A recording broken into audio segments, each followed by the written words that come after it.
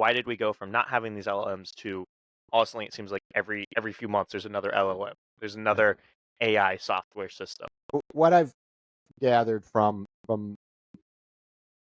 researching this in order to do prompt engineering and all that kind of stuff is that the LLMs themselves, we've been working on this for at least 30 years.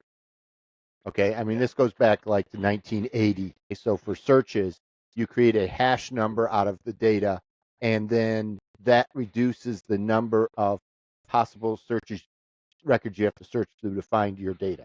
Okay, Okay. that then moved to this concept of turning data into numbers, Okay. because if you have numbers, then you can do mathematical formulas on them. How to take the meanings of words and reduce them down to a number. Okay. All right. And so you can take any amount of text, give it all this text, and then it will reduce that into numbers. And then based on the numbers, you can tell what the meaning is of that. In the 2000s, they kind of got that working pretty Okay. good. And so the thing is now I can take your text, I can reduce it to a bunch of numbers, and I can take a question and I can reduce it to a bunch of numbers, and I can now find the intersection of those two numbers. Okay. So the Gotcha. tangent of those two numbers is the text that matches the answer to the question. Okay. All right. So that's fantastic. What's the difference between that and intelligence? Not a lot, you would think. There's this little step of just trying to get from there to actually giving a full response, right? Because I've got the information now, I can find it. But how do I give the response? How do I build a proper response?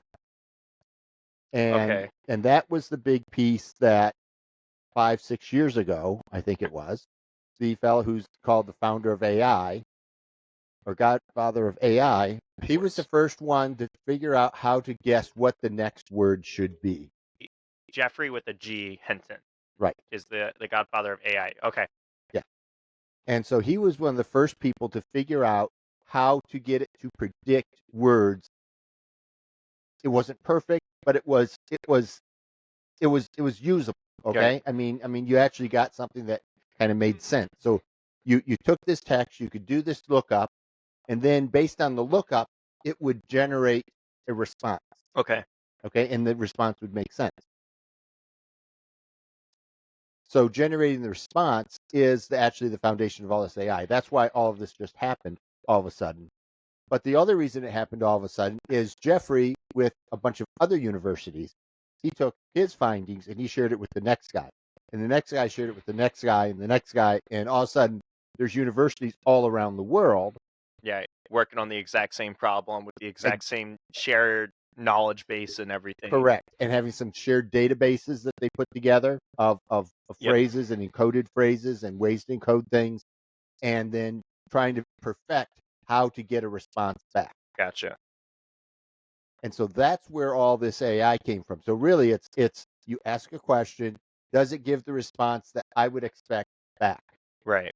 Which is where I have problems with this AI general intelligence concept that everybody's going all bonkers about, is when you build a machine that gives you the response that you would expect to get back from it, is that real intelligence?